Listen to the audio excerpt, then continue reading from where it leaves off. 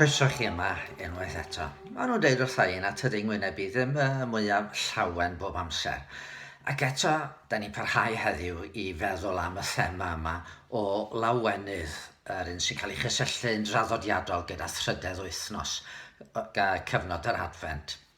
A fedrwn ni ddim sôn am lawenydd yr wyl, heb feddwl am y bugeiliad a neges yr angylion iddyn nhw.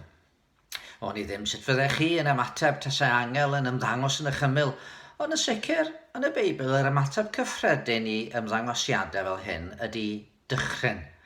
A dyna wrth gwrs ddigwyddodd yma, gydag arswyd yn llenwi calonnau'r bugeiliad druan. Ond daeth geiriau'r angel atyn nhw.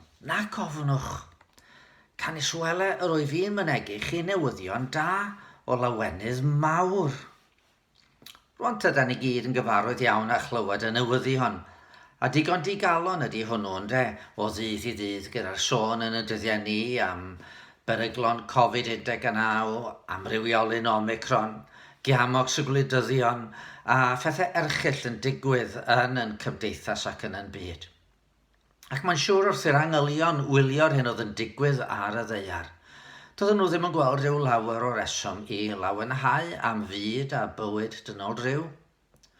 Ond mae Pedr yn deud wrthon ni yn ei lythyr fod mae rhywbeth y mae'r angylion yn chwynychu edrych arnyn nhw. Mae'r angylion wrth i bodd yn edrych ar yr hyn mae Duw yn ei wneud, a'r ffordd mae o ar waith ymhlith pobl. A doedd yr angel methu peidio a chadw'r newyddion hwn iddo ei hun. Roedd mor llawen wedi canrifoedd o weld y byd yn disgyn yn is ac yn is i gael thiwed pechod. Roedd Duw ei hun yn camu mewn i wneud rhywbeth. Dyna chi newydd da i fyd oedd yn brifo. Ganwyd i chi heddiw yn rhef Dafydd, waredwr. Yr hwn yw'r Meseia, yr arglwydd. Dyma un yn dod i ddatrys dryswch y byd ac i ddwyn goleuni mewn i'r tywyllwch. Oherwydd roedd yr angylion yn gallu gweld cystal ag unrhyw un arall mae problem fawr y ddynoliaeth ydy dynoliaeth ei hun. Rydyn ni gyd yn llwyddo i fod mewn gwrthryfel yn erbyn yn crewr a fedrwn ni'n datrys ffyrdd tywyll a dyrys yn calonnau'n hunain. Ond rwan roedd Duw ei hun yn camu mewn. Roedd y gair tragwyddol, yr un roedden nhw wedi bod ni addoli ar orsedd ucha'r nef, bellach yn ymddangos yn y byd mewn baban bach. Mi credai na fedre'r angylion ddim cadw i syndod â'i rhyfeddod a'i llawenydd i mewn, a dyna'r gân yn torri allan am ogoniant y Duw hwn oedd yn gwneud rhywbeth rhyfeddol.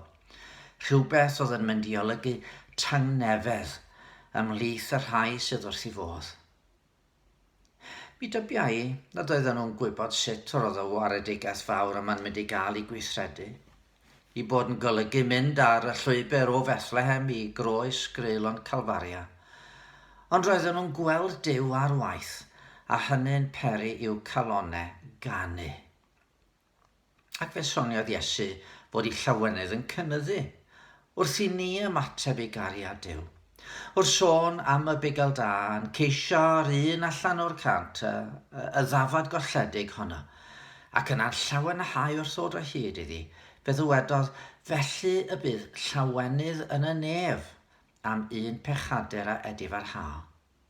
Ie, mi fedrwn ni beri i angylion lawenhau, trwy wynebu cyflwr yn calonnau yn onest, a throi i dderbyn y maddeuant rhyfeddol sy'n dod o law brenin y brenhinoedd. A dyna chi achos, nid yn unig i angylion lawenhau, ond i ni lawenhau yma ar y ddaear hefyd.